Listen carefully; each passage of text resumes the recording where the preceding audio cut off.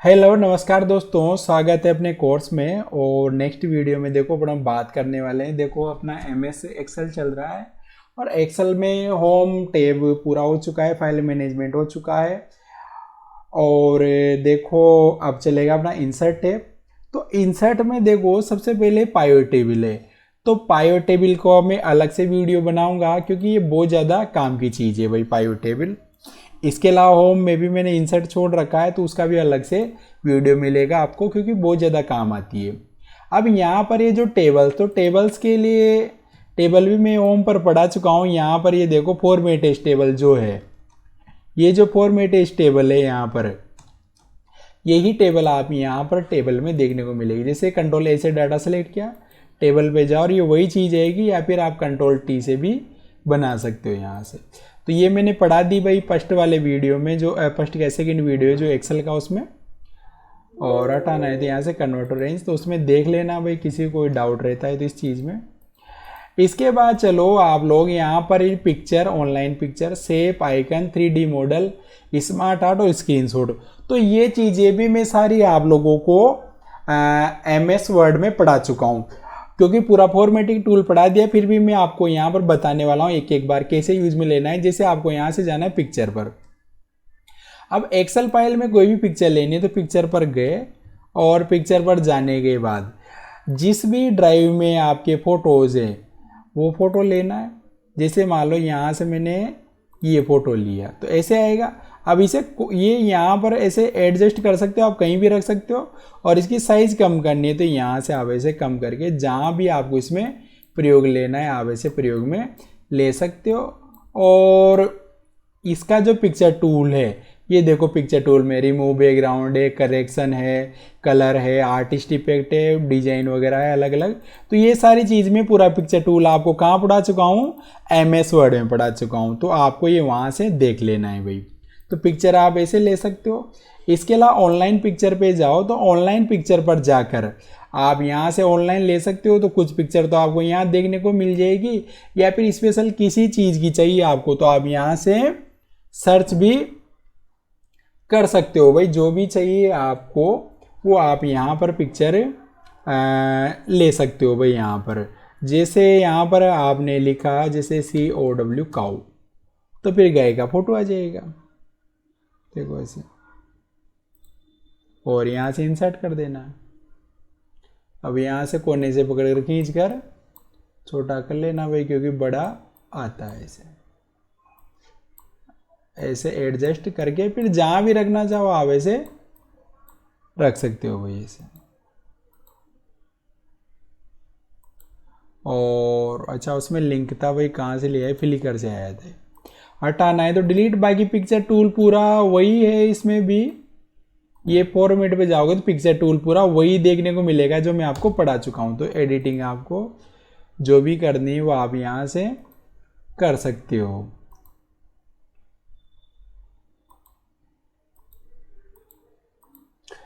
इसके बाद देखो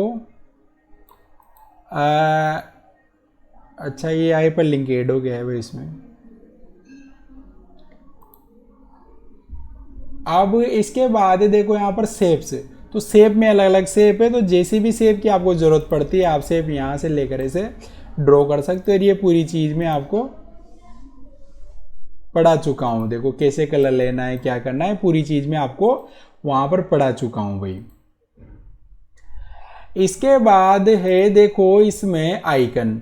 तो आइकन पे जाओगे तो अलग अलग आइकन देखने को मिलेंगे। तो जो भी आइकन आपको ठीक लगता है उस आइकन पर आपको यहाँ से क्लिक करना है और यहाँ से आपको इंसर्ट कर देना है। तो ये आइकन ऐसे आ जाएंगे। अब आप इन्हें ऐसे जहाँ भी प्रयोग में लेना है ले सकते हो। इसमें ग्राफिक टूल है पूरा, तो ग्राफिक टूल भी मैं यहाँ पर बता चुका हूँ आपको। अब इसके बाद है देखो 3D मॉडल। तो 3D मॉडल अगर कोई चाहिए, वैसे तो एक्सेल में इतनी ज़रूरत पड़ती नहीं है, फिर भी आपको जो भी चाहिए यहाँ से ले सकते हो आप।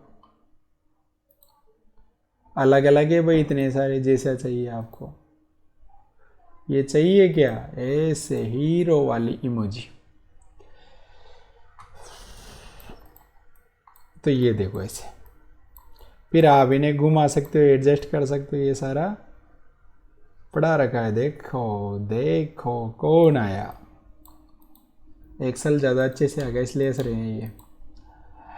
इसके बाद है देखो स्मार्ट आर्ट। तो स्मार्ट आर्ट भी वैसे एक्सेल में इतना प्रयोग नहीं आता है, एमएस वर्ड में आता है। तो स्मार्ट आर्ट पर गए, अलग अलग डिजाइन्स मिलेगी, तो ये भी मैं वहाँ पढ़ा चुका हूँ। जैसे डिजाइन ली यहाँ से ओके कर दो।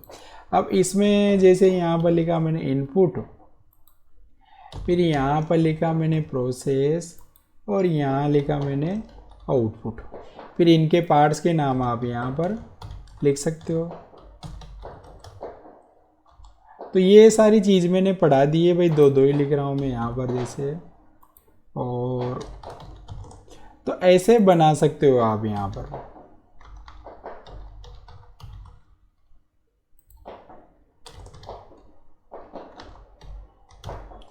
और ये कलर वगैरह चेंज कर सकते हो, डिजाइन आप यहाँ से अलग अलग बदल सकते हो, जो भी पसंद आ जाए वैसे।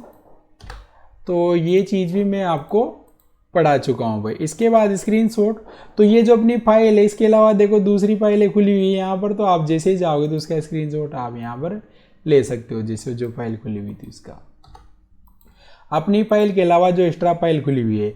इसके बाद चार्ट है, तो चार्ट भी मैं वहाँ पर बता दिया था वैसे तो मैंने। अब चार्ट कैसे बनाना है देखो, ये यहाँ पर लिखा मैंने शुगर, ऑयल, राइस और टी। अब कैटेगरी में यहाँ कैटेगरी का यहाँ लिखता हूँ मैं जनवरी, फरवरी और मार्च। अब शुगर जैसे जनवरी में खाई आपने 5 किलो, फरवरी में 3 किलो, मार्च में 5 किलो। ऑयल जनवरी में 3 किलो, फरवरी में 2 किलो, मार्च में 4 किलो। राइस जनवरी में 6 किलो, फरवरी में 2 किलो, मार्च में 3 किलो। ये बिल्कुल सिंपल डाटा लिख रहा हूँ मैं ताकि आपको आसानी समझ में आ जाए। अब टी जनवरी में खाई पी जो भी मानो 3 किलो, फरवरी में 2 किलो, मार्च में 1 किलो। अब इस डाटा को मैंने यहाँ से सिलेक्ट किया और ये यहाँ से कॉलम चार्ट पर गया। 2D 3D है तो आपको जैसा भी चाहिए यहाँ से ले लिया, तो ऐसे चार्ट आ जाएगा बनकर। ये शुगर का डाटा, ये ऑयल का, ये राइस का, ये टी का।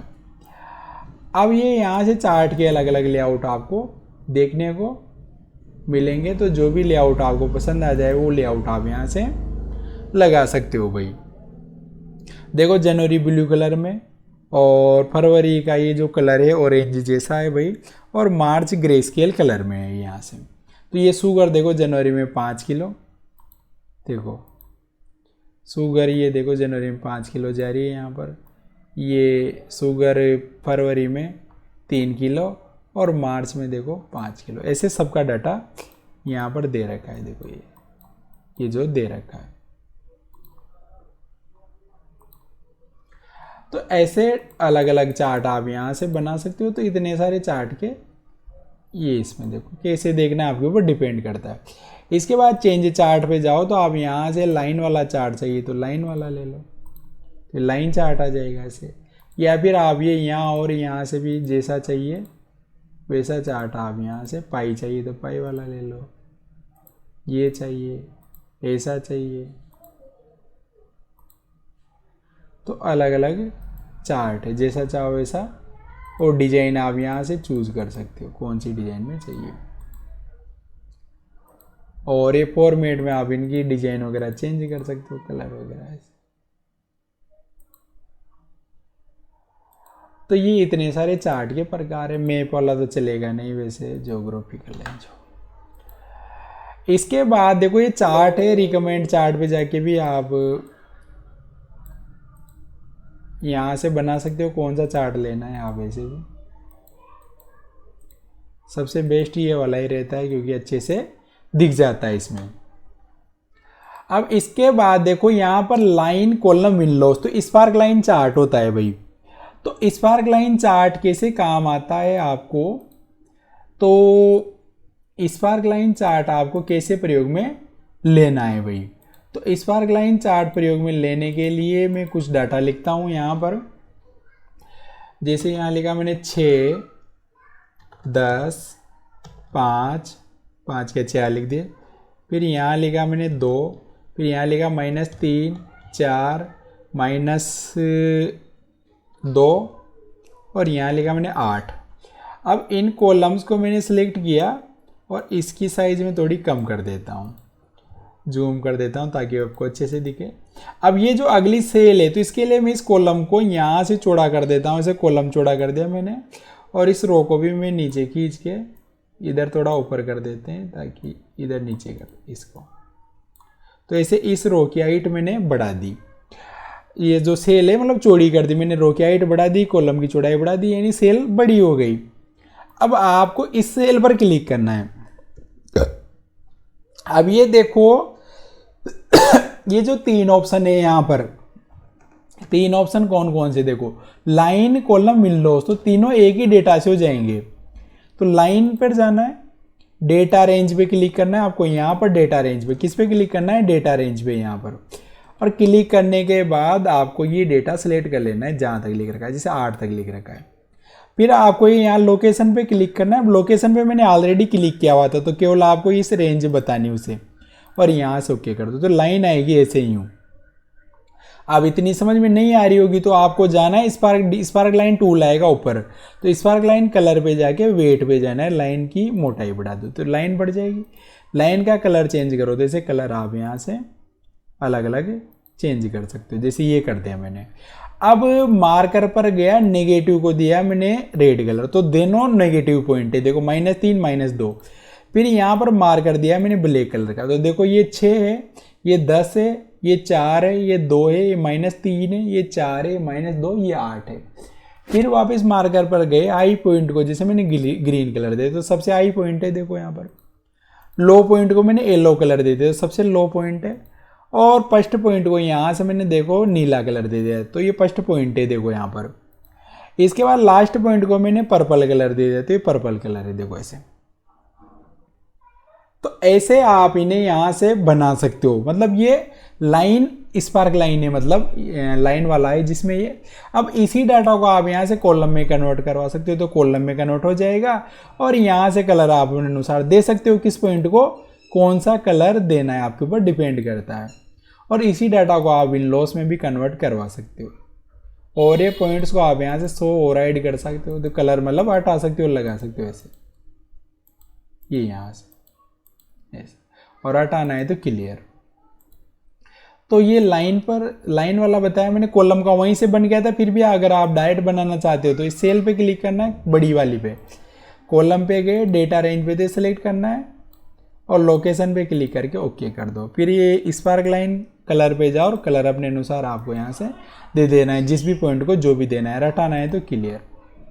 ऐसे ही आप यहाँ से विंडोज का प्रयोग करके डेटा रेंज का मेथड सेलेक्ट कर लेना, लोकेशन पे क्लिक करके ओके। तो इसमें क्या होता है, पॉजिटिव वैल्यू ऊपर आती है, नेगेटिव नीचे आएंगे, पॉइंट बराबर दिखेंगे आपको, हटाना है तो क्लियर।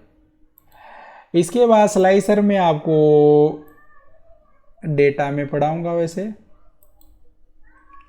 और ये भी वहीं पे आएगा, डेटा में ही प्रयोग आएगा, बट डेटा टेप जब मैं पढ़ाऊंगा तो। या फिर जैसे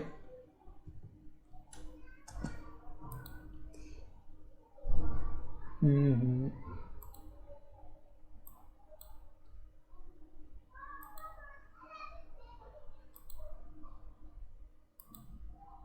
ऐसे ये स्लाइसर भी इंसर्ट हो जाते हैं देखो। अब आपको अंजू का ही डाटा देखना है, अनीता का देखना है, किसका देखना है, ऐसे ये चीज़ में वहाँ पर जब आपको पाइवट पढ़ाऊंगा तब आपको और ज़्यादा अच्छे से समझाऊंगा इस चीज़ को, स्लाइसर को।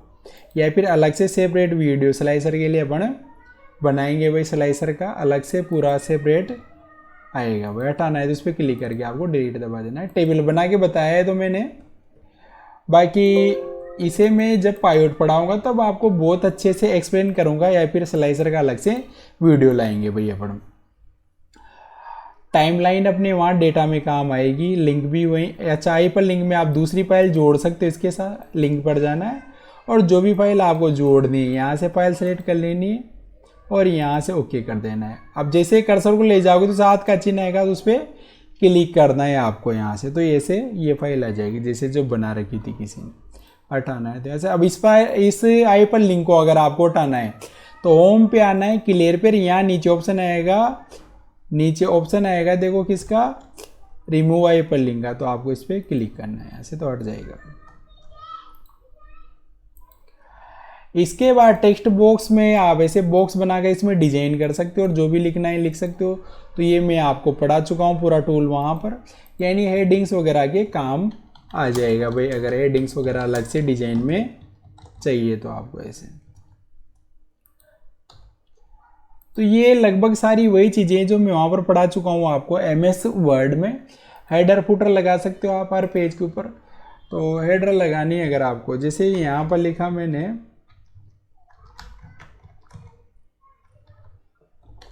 ROE कंप्यूटर क्लासेज लिखा, तो इस पेज पर आ रहा है। अब दूसरे पे क्लिक करोगे तो दूसरे पे आएगा, और इधर नीचे आप फुटर भी ऐड कर सकते हो। जैसे यहाँ लिखा मैंने एड्रेस, जैसे यहाँ लिख दिया मैंने काबरेन बूंदी, तो ऐसे तो दूसरे पेज पर भी आएगा। अब इस हेडर को हटाने के लिए आपको हेडर पे क्लिक करना है, तो यहाँ पर डिजाइन पे जाना है, यहाँ ऑप्शन आता है हेडर पे जाना है इधर, और यहाँ से नॉन कर देना है भाई। तो हेडर को आप हटा सकते हो, और फुटर भी हटाना है तो हटा सकते हो, या फिर इसे हटाने का और तरीका है कि व्यू पे आओ और यहाँ से नॉर्मल कर दो, तो ये नॉर्मल व्यू हो जाएगा।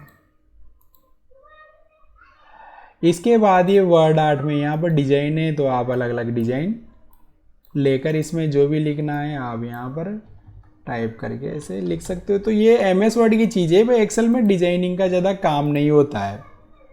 ये सारी चीज़ मैं और पढ़ा चुका हूँ। ये माइक्रोसॉफ्ट ऑफिस पे ये सिग्नेचर लाइन पे सिग्नेचर कर सकते हो आप, जैसे यहाँ पर लिखा रामलाल, और ये कौन सी पोस्ट पर काम करता है यहाँ लिखो, ओके। अब इसे पेज पर जहाँ पर भी सेट करना है तो अपने अनुसार आप इसे सेट कर सकते हो भी।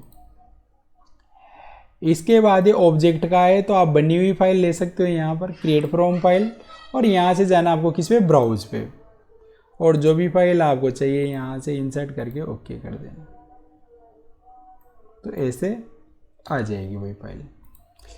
और इक्वेशन, ये मैथ की इक्वेशन है, तो मैथ के सवाल फॉर्मूले इंसर्ट करवा सकते हो, और सिंबल में आप इस पर साइन ले सकते हो अलग अलग। बाकी एक्सेल में इतनी ज़रूरत नहीं पड़ती इनकी। तो ये था अपना इंसर्ट टैब, जो जो काम की चीज़ें थी मैंने ले ली।